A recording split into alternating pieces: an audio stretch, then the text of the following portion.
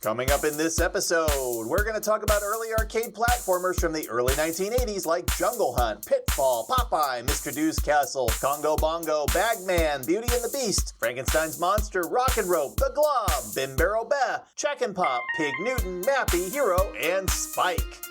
I'm Sean Jordan, and I am your Great Game Guide. Get ready for our look at many of the great platform games you may have played, may have heard of, or may have missed.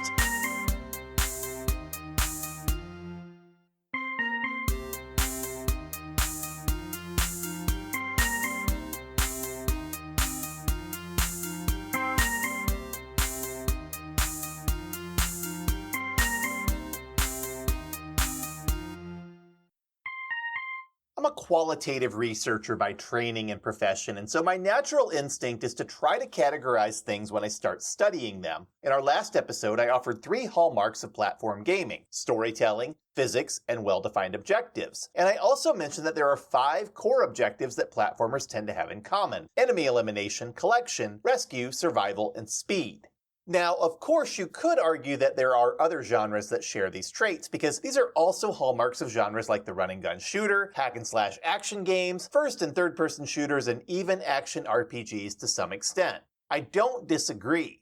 Platformers are the mighty tree from which all these other genres ultimately either branched off or produced hybrid genres with other plants. One could argue that most action games are just Super Mario Bros. With variations to the formula. I don't like to be that reductive, but I could see some logical basis for saying that, because Super Mario Bros., more than perhaps any game in existence, taught entire generations of game designers how to really make a solid action game. But in my upcoming book series, The Greatest Games You Probably Never Played, I went pretty deep in trying to categorize platformers in the 1980s because I realized pretty quickly that there is a world of difference between a game like Donkey Kong, a game like Pitfall, and a game like Bubble Bobble. Superficially, they're all running and jumping games with items to collect, enemies or hazards to avoid, and a story driving you forward, but mechanically, they're amazingly different. In Donkey Kong, you're trying to figure out how to progress upwards on a single screen to rescue a damsel in distress while you navigate dangers and potentially complete tasks that change from screen to screen. The story repeats over time with more challenging stages, and that's what I'd call a pure platformer, because the emphasis is on the platform jumping itself. A popular variant of these pure platformers would be the action platformer, which might involve a stronger action focus like running and gunning or hacking and slashing, 2 subgenres that are pretty well established on their own with popular standards like Mega Man and Contra for running guns, and Castlevania and Strider for hack and slash. In Pitfall, you have a series of 256 screens connected in a gigantic loop, and you have 2 planes to explore, above ground and underground. You have to optimize how you'll explore this vast world and collect all 32 treasures within a 20-minute time limit. This is what I'd call an action-adventure platformer because the emphasis is on the theme.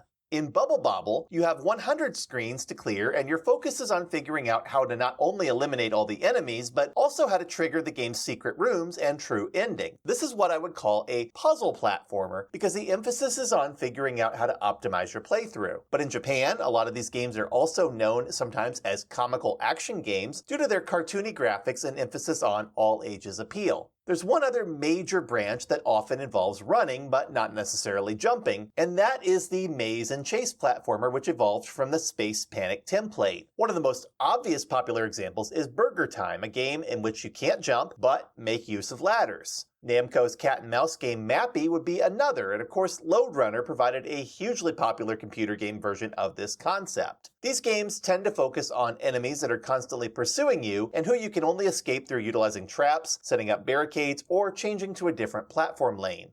As we discussed in our last episode, Space Panic is perhaps the first true platform game, and it also owes a lot of its inspiration to the top-down trap maze game Haikyuu Alien. You can also see where games like Pac-Man and Dig Dug and Rally X all evolved from the trap maze concept, though they also owe some inspiration to an arcade game about driving in a maze and picking up tiles called Head On. But the platformer version of a maze and chase game still has the 3 hallmarks we discussed: storytelling, physics, and well-defined objectives, and thus has a different look and feel to a game like Pac-Man. To offer a different comparison, Mr. Do is a maze and chase game very much like Dig Dug, but Mr. Do's Castle is a maze and chase platformer in the vein of Space Panic.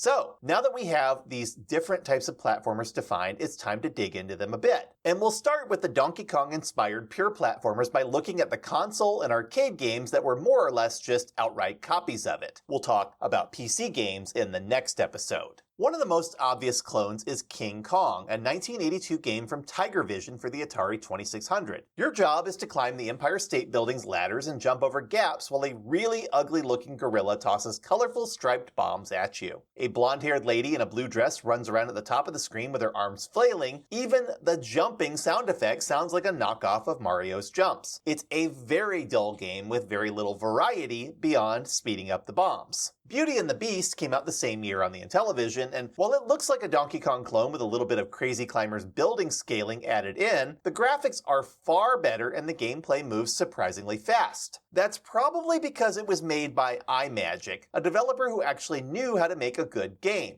As the hero, Bashful Buford, you climb up a skyscraper 4 floors at a time and collect hearts being flung by your lady love, Tiny Mabel, while you chase the gorilla, Horrible Hank, up to the top floor of the building. Hank also tosses barrels to impede you, and the building is of course being bombarded by bats, birds, and rodents, but the game's controls allow you to move Buford around them much more capably than Mario can. My only real complaint is that the game doesn't offer any real variety beyond its very repetitive gameplay loop. The higher up floors aren't as long as the lower ones, but this doesn't do much to change the game itself. Frankenstein's monster for the Atari 2600 came out in 1983 and was developed by Data Age, and it's a surprisingly creative take on the Donkey Kong formula, eliminating the rescue aspect entirely, and instead focusing on stopping Dr. Frankenstein from bringing his monster to life. I'll give the game credit for getting the title correct. This is about the monster, not the man, and also for breaking up its gameplay into 3 horizontal areas that each have some variety. Your character has to climb down from the castle at the top, leap through a pit-filled floor patrolled by tarantulas, head down into a subterranean cave, and ride a log across a spider-infested acid lake to retrieve a stone.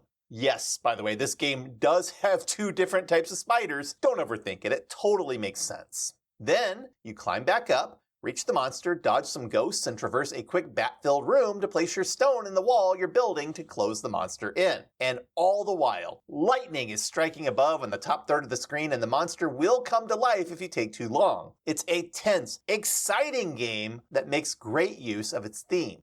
Less impressive is the Atari 2600 game I Want My Mommy, which was also reskinned as Open Sesame, with some undecipherable digitized speech added in for good measure. Both of these play like really slow Donkey Kong style games where your goal is to dodge brain-dead foes who shuffle back and forth on each stage and reach the top using ladders you built by walking over flickering dots. In I Want My Mommy, you'll either find an apple or your mother, and in Open Sesame, you'll reach a cave filled with treasure. Both games are incredibly lazy and barely engaging. The Magnavox Odyssey 2 got its own Donkey Kong clone with Pickaxe Pete in 1982, and while it looks terrible, it's literally just lines, geometric shapes, and a stick man running around, occasionally waving a pickaxe power-up that's very much like the hammer in Donkey Kong. The lack of graphical fidelity makes the gameplay really fluid and fast. There's no enemy at the top, but rather 3 doors at different heights at the center of the screen that toss rocks at you. Your job is to break the rocks, locate keys to open up the doors, and delve deeper into the mines. It's super abstract and kind of chaotic, and yet surprisingly fun. Speaking of lesser-known consoles, the Vectrix was a mini-console with a built-in vector graphics screen, and its lone platformer from 1983, Spike, is a true work of art because its simple tilted perspective vector graphics give it a very fluid, almost 3-dimensional feel.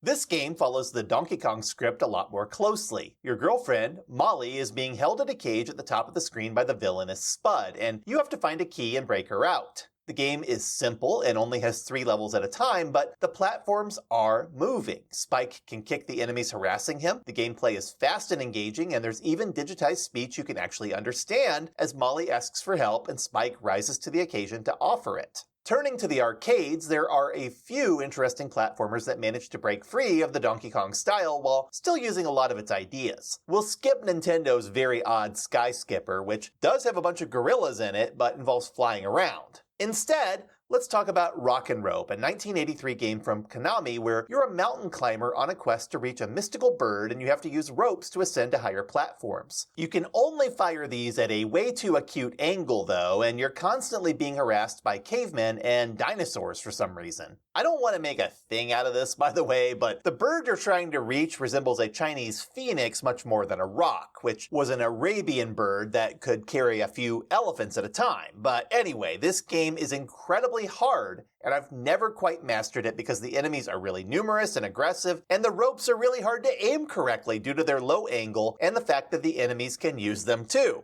Congo Bongo also came out in 1983, and it's a Sega-developed knockoff of Donkey Kong, where the big idea is that everything's tilted at an isometric overhead diagonal angle to make the graphics look more three-dimensional.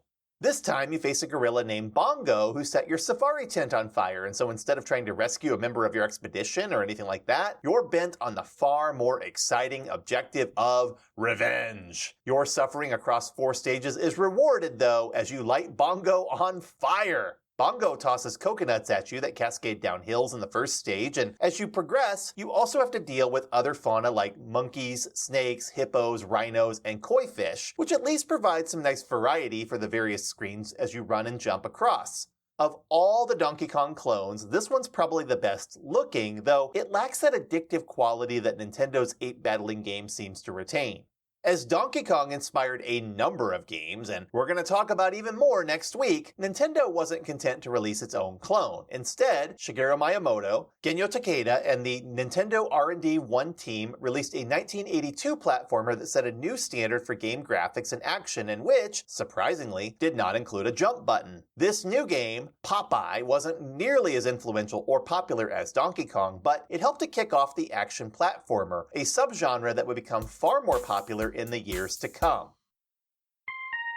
There would be no Donkey Kong without Popeye, because Popeye was the game that Shigeru Miyamoto really wanted to make first. You can definitely see the influence of Popeye in Donkey Kong, the love triangle, the power-ups, the everyman fighting a far more physically capable foe, the cartoonish artwork, and so forth, but when Nintendo actually produced the Popeye game Miyamoto envisioned, it wound up being quite different from the game that came before it. One primary difference is the emphasis on fighting. Popeye has to run around the stage collecting hearts that are being dropped from the top of the screen by Olive Oyl, but he also has to dodge the aggressive Brutus, also known as Bluto, a muscular barrel-chested man who is spurned by Olive Oyl and seems to feel his only chance at true love is to stop the Sailor Man from finding it too. In later stages, Olive Oyl drops music notes and the letters help, which Popeye also has to collect. But ultimately, he's going to have to face Brutus, and he has 2 ways of dealing with his foe. Either drop a trap on him, or grab some spinach to power up and knock Brutus out for a few seconds. Popeye also has to deal with the Sea Hag, who will show up to throw bottles at him, and Brutus will sometimes toss a whole volley of bottles. Popeye can't jump over these, so he has to punch them. Likewise, when vultures harass him on the ship level, he can punch those too. Because Popeye lacks a jump button, the gameplay is instead built around stairs and ladders. The second stage does have a seesaw where Wimpy can launch Popeye up to the top of a building, but a lot of the action involves falling through holes to get down and then climbing back up the stairs. The first and second stages also have wraparound edges, which gives Popeye plenty of mobility. It's a very interesting game. An arcade game that's quite similar to it is Kangaroo, a 1982 Donkey Kong-like game by Sunsoft where Mama Roo has to ascend ladders and trees to save Baby Roo from some evil apple-throwing monkeys. Interestingly, Kangaroo came out about 6 months before Popeye, but it has a lot of similar ideas, including the ability to punch apples thrown at Mama Roo, though she can also dodge them with a jump or use a duck maneuver. One of the most fascinating aspects of this game is that the third level really changes things up by forcing you to knock out a tower of monkeys far enough to lower your Joey's cage, which is quite different from the platforming of the first, second, and fourth stages. Another interesting idea is that a large gorilla armed with boxing gloves can appear, challenge Mama Roo to a duel, and then snatch her boxing gloves away. As much as I like the original arcade version of Kangaroo, and it is a pretty fun game, I'm even more partial to the Atari 2600 adaptation, which strips out the third level and ditches the gorilla, but increases the speed and uses simple graphics and limited controls as a means to improve the mechanics. It's a surprisingly good distillation of the gameplay. Another more action-focused game featuring a cartoon character is 1983's Pig Newton, an arcade game released from Sega that seems to be repurposed from a game maybe intended to be pitched to Warner Brothers or Disney before receiving a license from an obscure and short-lived comic strip by Malcolm Mal Hancock from the magazine National Review. The premise is still fairly interesting, however. You're a pig stuck in a tree and wolves are standing at the trunk, whacking away with axes. Your job is to drop apples, banana peels, horseshoes, bombs, and beehives on top of them to keep them from felling the tree while you collect a bunch of bird eggs. And of course, Nintendo's 1984 game Ice Climber, released for both the Famicom and NES as well as the Arcade Versus system, is another platform game based on action, this time featuring the mallet-wielding, parka-wielding couple Popo and Nana ascending an ice cavern, smashing their way through blocks, bopping yetis, picking up stray vegetables, riding moving clouds, and grabbing a hold of a pterodactyl. It's a very weird game, and not a particular favorite of mine, but it anticipated some of the elements that would begin showing up in more action-oriented games in the mid-1980s like scrolling screens, brick breaking, and more complex objectives. Speaking of platformers that got a little off the beaten path with multiplayer elements, I don't know when else I'll get a chance to mention Joust, the 1982 arcade classic from Williams where you fly around on ostriches or storks and fight blue, red, or gray knights riding buzzards, all while stopping to land on platforms and destroy eggs that'll hatch into new enemies. Joust was simple enough for gamers in 1982 that it was easy to pick up and play. You just needed a joystick to move left or right and a button to tap repeatedly to flap your bird's wings, and yet even today, it's a game that requires a lot of practice and skill to master. Even more amazing is that its simple concept allowed it to receive several flawless home versions, and even the Atari 2600's port is surprisingly decent. When you consider that Joust came out a year after Donkey Kong and yet is so different in concept and execution, it's an absolutely amazing testament to how far platform games were capable of taking the genre. But Joust is also a game that was pretty much in a league of its own, and even its 1986 sequel, Joust 2: Survival of the Fittest, couldn't surpass it. Nintendo R&D 1's Balloon Fight is another competitive game with platformer DNA baked in, and boy is it a weird one. The game debuted in 1984 as the arcade game Versus Balloon Fight, but most players who know it today probably know it better for the NES port that came out alongside the console's national North American launch in 1986. Similar to Joust, this is a game about flying around by flapping your arms and knocking flying goblin-like enemies down to platforms and then kicking them off screen, and your health is represented by the number of balloons you have available. You start with 2, but die if both are popped. You can also drown, get eaten by a giant fish, or get struck by lightning. While the game is cooperative in the 2-player mode, you can also pop each other's balloons for extra points. I'll be honest in saying that Balloon Fight is not my cup of tea, but it is interesting in that it bears some resemblance to Nintendo's far more famous game from 1985, Super Mario Bros. And I know, it'd be really fun to just segue into that game right now, but you know what, we'll get to Super Mario Bros. In a couple of episodes, as well as the regular Mario Bros. Game that preceded it. In the meantime, I want to talk about a different style of platform game that proved to be quite popular before Nintendo broke the mold. While some of these platformers had monsters to defeat, people to rescue, or treasures to collect, their emphasis was on the theme of adventure itself.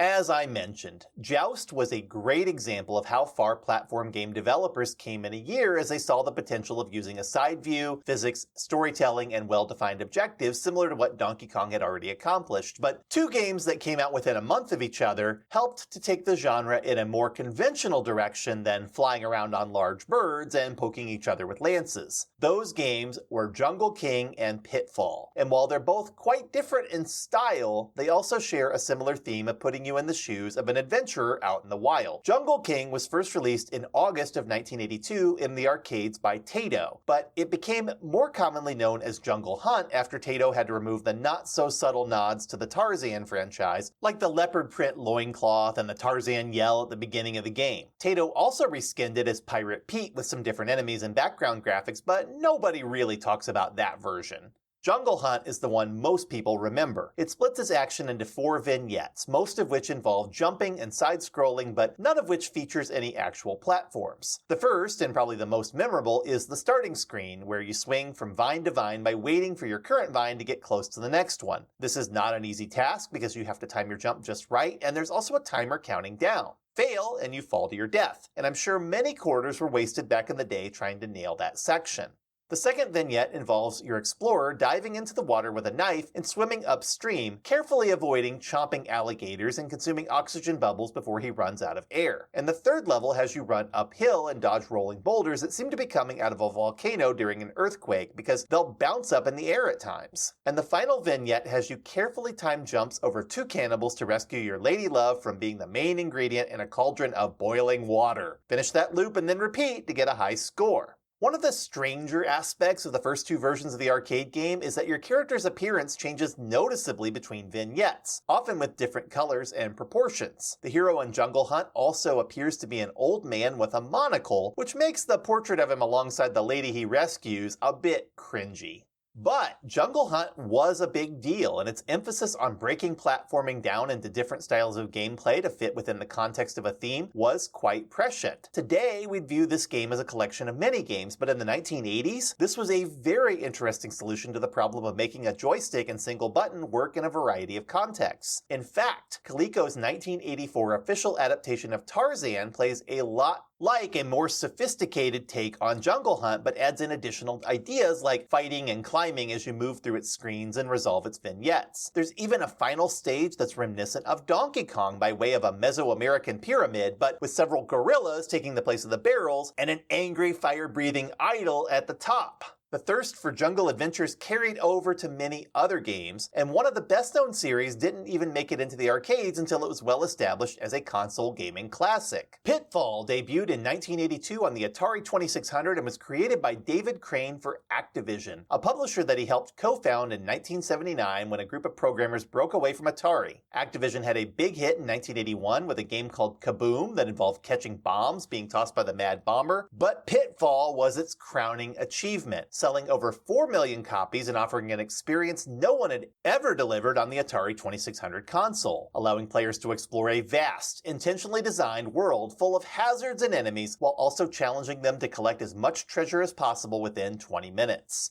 Now, I don't like to quibble about what game did it first, because you can almost always find examples of games that had some revolutionary feature prior to the game that actually popularized it. With that said, Pitfall was definitely one of the earliest side-view platform games to feature an explorable, self-contained world, because its 256 individual screens were connected together in a giant wraparound loop that included both overworld and underworld lanes. In fact, calling this game a platformer is even a bit of a stretch, because like Jungle Hunt, there are no actual platforms to jump onto. You instead leap over pits, onto the heads of crocodiles, or over enemies and hazards. When you consider the limitations of the Atari 2600 and the very simple controls, run left, run right, and jump, Pitfall is a very impressive game for its time, featuring fluid character animations, several different types of hazards, and puzzle-like design requiring you to understand the flow and timing of every screen you enter. Pitfall Harry is a particularly cool character because he actually resembles a human being despite being made out of a stack of pixels that are mostly 2 shades of green.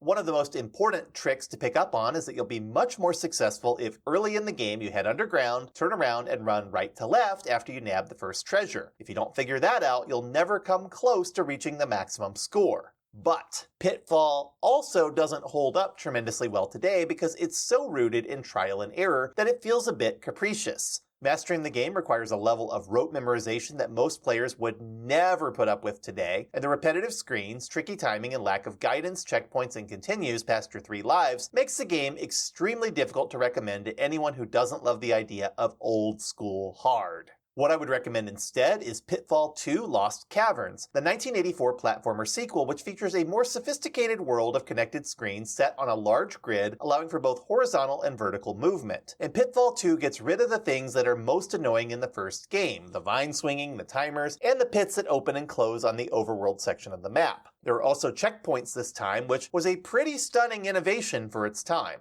Pitfall Harry also gains the ability to swim and ride balloons this time. It's an easier, more accessible game that's incredibly impressive on the Atari 2600 because it has persistent multi-channel background music and even includes two NPCs, Rhonda and Quick Claw, who were part of the Saturday morning cartoon show. Though the Atari 2600 version of Pitfall 2 is the most famous, and it was the only one that was actually coded by David Crane himself, the Atari 800 computer and the Atari 5200 received ports by a programmer named Mike Lorenzen who decided to add in an extra map of his own design. And it resolves with an actual ending where Pitfall Harry has to charm a snake-like rope and ride it to the top along with Rhonda, Quick Claw, and the Raj diamond he's been trying to retrieve. But even this version of Pitfall 2 got some improvement on the Sega SG-1000 and in arcades when Sega ported it in 1985, creating a new version from scratch and combining elements of both Pitfall games. I actually think it's the best classic Pitfall experience since it incorporates all of David Crane's ideas while also adding in better jumping sequences and greatly upscaling the graphics to a more cartoony aesthetic. The game also adds in some later underground sequences including a minecart ride and a Mayan temple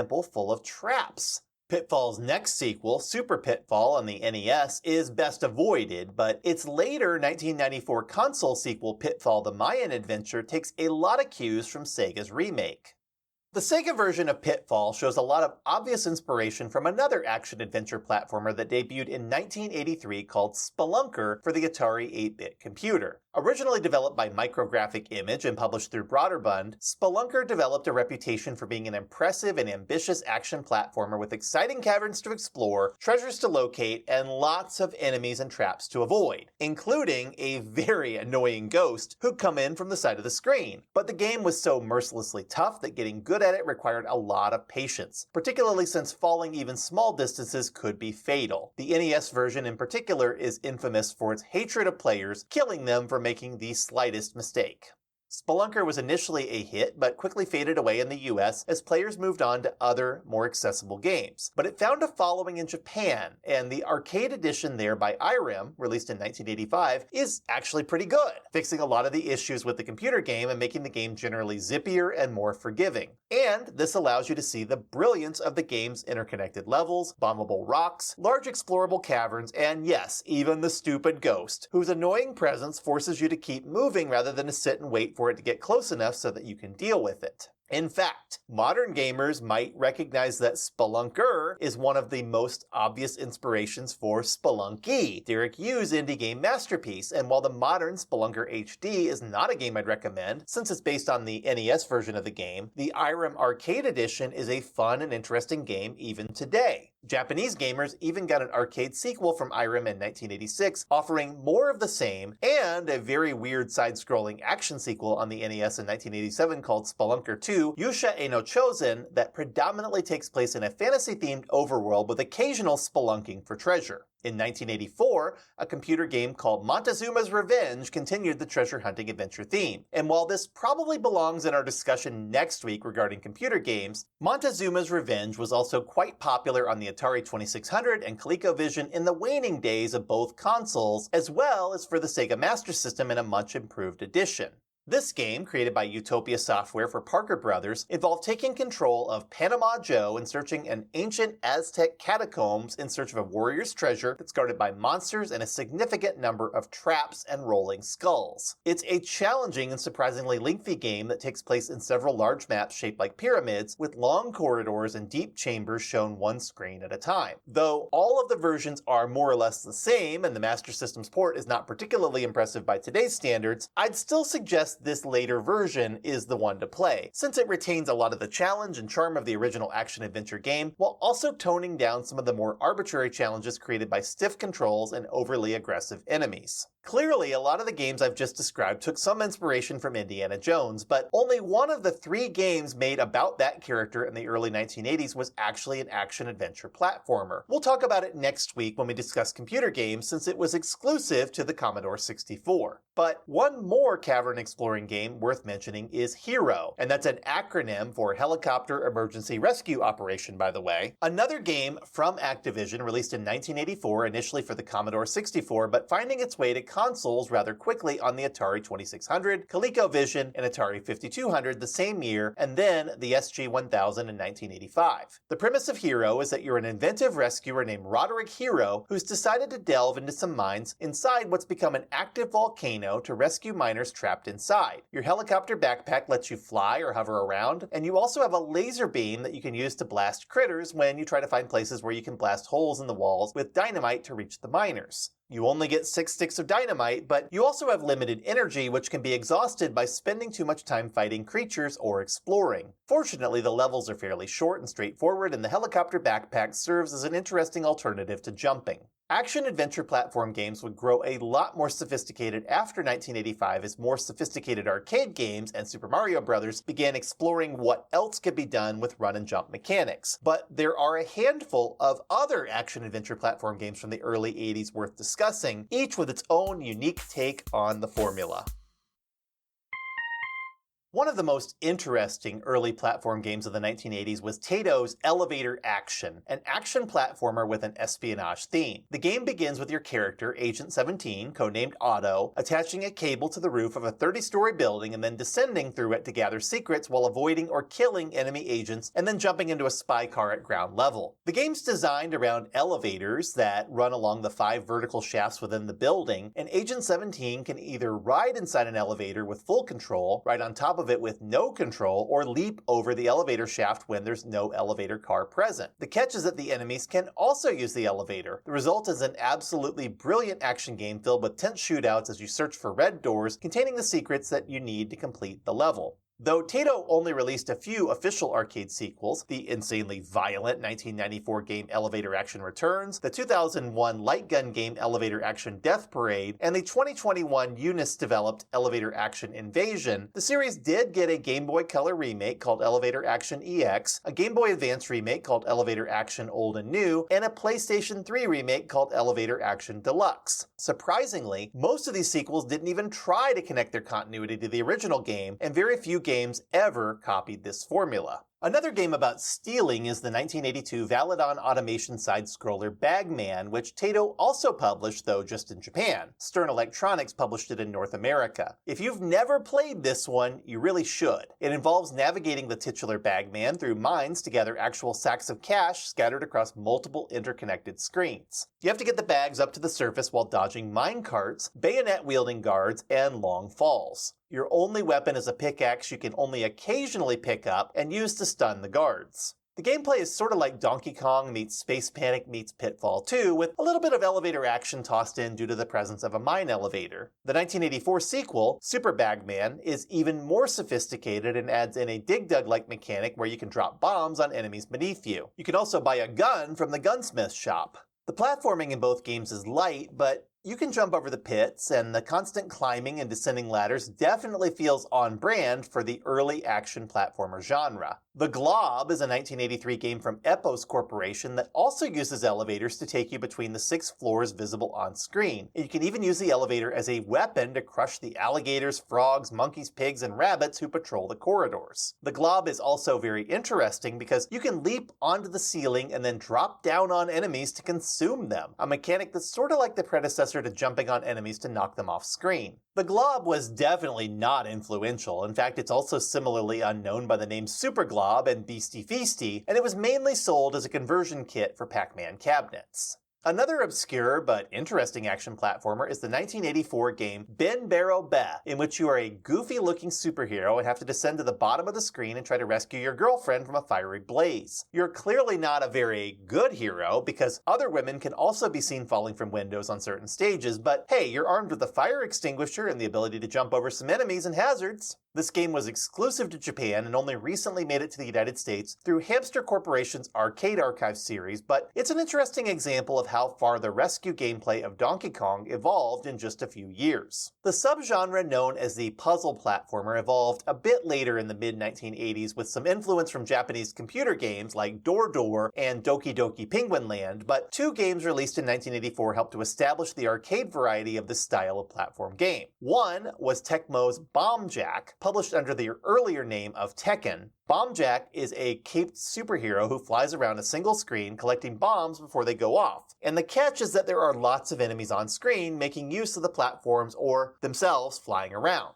The game was popular enough to receive an NES adaptation called Mighty Bomb Jack and a home computer sorta platformer called Bomb Jack 2, but aside from NMK's obscure 1993 revival Bomb Jack Twin, this series vanished after that. Chack'n Pop also came out in 1984, and while it's not a familiar game outside of Japan, it's often referred to as Taito's predecessor to its later comical action game platformers The Fairyland Story and Bubble Bobble, though it plays quite differently from these games. The premise is that you're a little yellow guy named Chack'n who has to navigate maze-like screens by either walking on the floors or ceilings and catch enemies or their eggs in the smoke of the bombs that you can drop. The longer you take, the more enemies there are that hatch from the eggs, and your objective is either to eliminate all of your foes or to dodge them and reach the hearts that collect at the top of the screen. Completing the stages with all of the hearts collected lets you make an honest woman out of Miss Chack'n in a wedding ceremony at the end. Maze and chase games also found some popularity in the platform genre. One of the most famous is Data East's 1982 hit Burger Time, a game where you play as Chef Peter Pepper and create giant burgers by walking over the ingredients. Oddly, this attracts the attention of the eggs, sausages, and pickles in your kitchen, and they follow you around to try to stop you. There's no jump button in Burger Time, it's all climbing and descending ladders, but you do have the ability to sprinkle pepper on those rogue ingredients or trap them in the falling hamburger layers. Burger Time has been remade several times, but it also got an official sequel in 1984 called Peter Pepper's Ice Cream Factory, where you assemble dessert by tossing around scoops of ice cream and rolling them into cones, where they mysteriously get covered in hot fudge, sprinkles, and a cherry on top like a sundae. Chasing you around this time are jugs of milk, donuts, strawberries, and a kitchen timer, but you do get a jump button this time around. The cat and mouse arcade game Mappy came out between these two games in 1983 and adapted Namco's toy robots Mappy and Goro into video game adversaries. Mappy is a police officer mouse who has to retrieve stolen objects from the cat Goro and his kitty henchmen the Meowkies, and to do so, he enters their house and moves between 6 different horizontal lanes by hopping onto trampolines and vaulting to the desired floor. The trampolines replace the need for a jump button, but also leave Mappy vulnerable to being touched by enemies, so he can knock them over with doors or sonic waves or drop bells on their heads. There are also holes Mappy can open up in later stages to drop enemies down a lane. Mappy is one of the few chase games I've seen where the enemies are significantly faster than the hero character when they're running on a flat platform, and because Mappy's invincible when he enters the trampoline shaft, a key strategy is to repeatedly bounce and try to lure the enemies onto floors that will slow them down while Mappy escapes. While the puzzle and maze and chase platformers tend to differ in objectives, most are centered around either collecting things or enemy elimination, but not both at the same time. You might see some collectible objects allow you to boost your points in an enemy elimination game, or you might see some enemies be killable for points in a collectible game, but how you advance is typically focused on that single objective. Taito stuck to the single-screen enemy elimination platforming formula for a while, with comical action games like The Fairyland Story, Bubble Bobble, Rainbow Islands, Parasol Stars, and Don Doko Don, most of which include that puzzle platformer sensibility of finding secrets and unlocking additional stages or endings. Of course, once 1985 rolled around, many games started shifting to scrolling screen platforming, a style that is often credited to Super Mario Bros., but which actually owes its existence to Namco as they attempted to adapt the Pac-Man Hanna-Barbera animated series into a video game. The resulting game, 1984's Pac-Land, not only brought Pac-Man into a platformer for the first time, but wound up being one of the most unintentionally influential games in history, despite rarely receiving credit for its contributions. So as we discuss Pac-Land, let's get one thing out of the way right away. No, it was not the direct inspiration for Super Mario Bros., at least not according to Shigeru Miyamoto, who's quoted in the 1998 Japanese language book Super Hit Game Studies as saying that he only took some ideas from the game, like the scrolling levels and the blue skies. Pac-Man creator Toru Iwatani once said in an interview with Geek Culture that Miyamoto told him had been inspired by Pac-Land, but gave no details on exactly how. Comments like these have been been way overblown by gamers over the years to establish the so-called trivia that Super Mario Bros. Was directly inspired by Pac-Land, but if you play the two games one after another, you're gonna see that it just isn't so. It's like that piece of trivia you'll see sometimes that George Lucas was inspired to create Star Wars by watching the Akira Kurosawa film The Hidden Fortress. There are some commonalities, sure, but just as George Lucas had a number of inspirations behind his creation, so did Shigeru Miyamoto. Pac-Land also wasn't the first scrolling platformer. Just among the games we've discussed, the 1983 game Mappy scrolls horizontally and Elevator Action scrolls vertically, and the 1982 game Jungle Hunt levels also scroll horizontally in one direction, though they go from right to left rather than left to right. Even so, Pac-Land is deserving of being recognized as the first horizontal scrolling platformer that pushes the action from left to right in the running and jumping style we know today, and it has all the hallmarks of a true scrolling platform game. There are physics that allow Pac-Man to run and jump and collide with objects, there's a story about returning lost fairies to Fairyland, and there are all 5 of our objectives: rescuing fairies, eliminating ghosts, collecting points and power-ups, surviving to the end, and getting to the break time sign in each stage before the timer at the bottom of the screen runs out. There are levels that take place on the ground, but also levels with honest-to-goodness platforms to jump on. There are also ramps that allow you to jump super far over large bodies of water, and magic boots that allow you to take Pac-Man home after he rescues a fairy by flying. And the game's theme, drawn directly from the animated show, is not abstract like previous Pac-Man games, but cohesive, with towns and buildings and forests and canyons and deserts and magical doorways to Fairyland. Ghosts drive cars and buses and fly around in planes or flying saucers and jump around on pogo sticks. Fire hydrants shoot blasts of water horizontally, tree trunks and cacti impede your progress, geysers blast water upwards, log bundles and clouds move up and down like moving platforms, and buildings you enter obscure your vision and create maze-like labyrinths to navigate. In short, Pac-Land is like nothing that came before it, but like nearly every scrolling platformer that came after it. The only thing it lacks is a true ending. The game just keeps repeating after you complete its initial 32 rounds. But that was also true of a number of 1980s games of all types, more a limitation of the rapidly evolving design philosophy than the game itself. Pac-Land is otherwise the platformer transformed, integrating all of the ideas we've been discussing into one impressive package. The only problem is that it wasn't very popular, at least not compared to the Pac-Man games that came before it, nor compared to the likes of Donkey Kong or Pitfall. Its influence was felt more strongly among game developers, particularly in Japan, than it was among actual gamers. So if Pac-Land was the turning point for the platform game, Super Mario Bros. Is where the genre found its stride and people really started paying attention. And we're going to get to Mario and his brother in a couple of weeks. But next week, we're going to talk about early 1980s platformers on computer platforms such as the Apple II, Commodore 64, IBM PC, ZX Spectrum, and Atari 8-bit that helped to further evolve what these games could do. We'll also touch on the Japanese platformers on the PC-88, MSX, and FM7. As always, I'll dive deep into talking about games you might not know as well, and we'll touch on a few that you ought to really check out. It's going to continue to be a fun series, and I hope you're looking forward to seeing where this discussion will take us.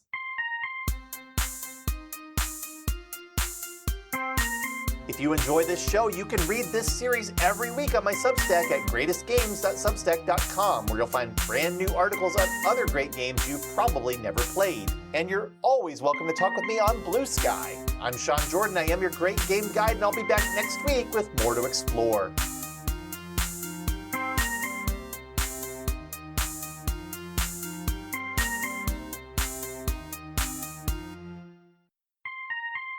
Before I let you go every week, I close out the show with a game I want you to try that's a little off the beaten path. This isn't sponsored content, and I don't have any financial stake in anything I recommend. These are games that I think are really good but don't have as much exposure as some of the more popular ones. This week, I'm recommending The Talos Principle 2 by Crow Team. This one may not be off the beaten path for some. It was mildly popular when it debuted in 2023, and it's the sequel to a fairly well-established 2014 puzzle game, but I took a pass on it when it first debuted because the initial puzzles felt like more of the same, just this time using Egyptian theming rather than Sumerian. I'm not sure why H.E.R.O team started the game off that way, because once you get past those first few puzzles, the game is very different from its predecessor, taking you to the city of New Jerusalem, where you and nearly 1,000 other humans, or more precisely synthetic beings who have the minds of humans, are visited by what appears to be the spirit of Prometheus, or at least a projection of him by some sentient particles. You and 4 other people mount an expedition to a superstructure where more of these particles reside, and you explore the outskirts and complete more puzzles. But this time, there is a deeper story linking everything together.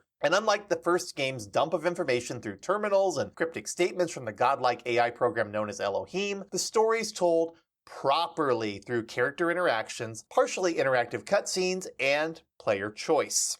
The Talos Principle 2 definitely delivers in the puzzle department, just like the original, but it also really ups the ante on the graphics and music this time around. If you complete the game's main story and optional puzzles, there are also 3 DLC side quests to try out, 2 of which involve some of the other characters from the main game. And there's a threequel on the way planned for next year, which will wrap up this series. I'll be sure not to sleep on that one. Part 2 is so good, I'm excited to see what comes next, even if it's just more puzzles. Oh, and while there's not official VR support yet like there was for the original Talos Principle, you can definitely get it running with the UEVR injector. It's a gorgeous enough game to be worth the trouble.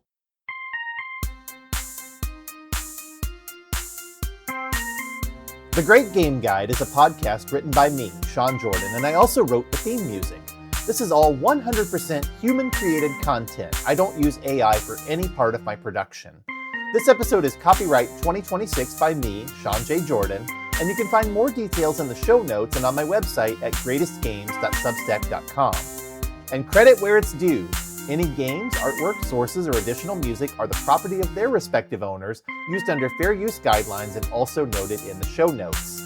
If you enjoyed this episode, please let me know on Substack, BlueSky, or with a nice review. But I'd appreciate it even more if you'd share it with a like-minded friend. Thanks for listening!